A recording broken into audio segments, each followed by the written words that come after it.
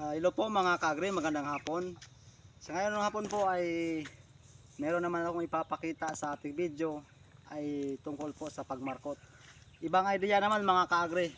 Yung mga pinakita ko na minarkot ko, yung nilagay ko lupa at saka niyog. Pero ngayon iba naman mga kaagri, yung ilagay natin yung kanyang bunga para madali lang po yung kanyang pagmarkot. At ito mga kaagri yung markotin natin. Ito. Bula na natin.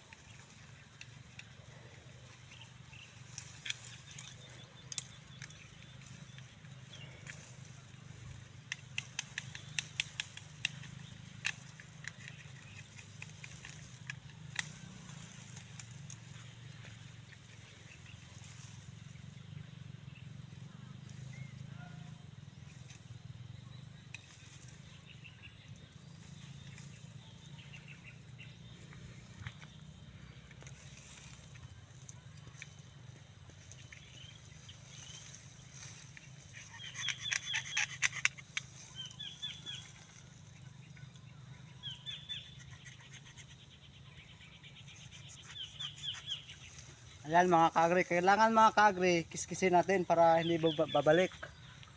Para madali siyang magamot.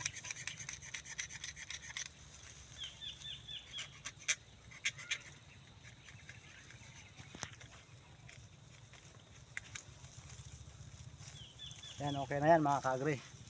Ngayon mga kaagri, ito yung ilagay natin, yung kanyang bunga. At ganyan lang mga kaagri.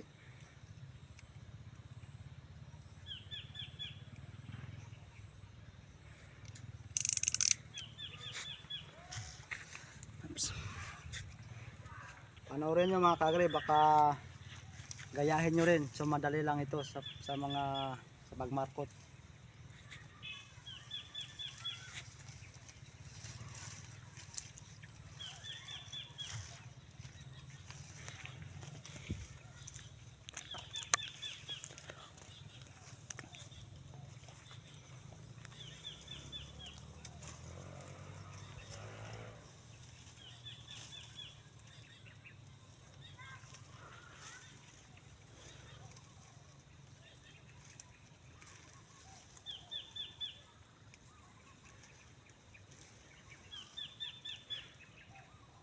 Ayan mga kaagri, tapos na po at napakadali lang mga kaagri.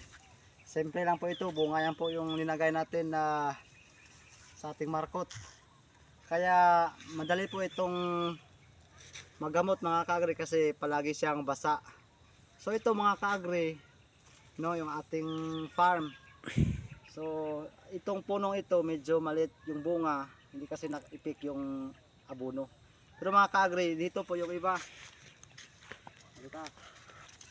Ito po mga kaagri yung bunga na nag-ipik ang abono. Mga April or June mga kaagri, pwede na po natin ito i-harvest. Ito po. Napakadami po ng bunga mga kaagri. Yan. At napakabigat. Napakabigat kasi ang dami ng bunga mga kaagri. So yun mga kaagri. Ito yung ating, yun lang po yung pinakita kong video, markot at saka yung kanyang bunga at ipik yung kanyang abono. Kung nagustuhan mo ang ating video, please paki-like and then paki-share and then paki-follow para makita po ng iba natin mga kaagri. Yun po, bye bye, God bless you.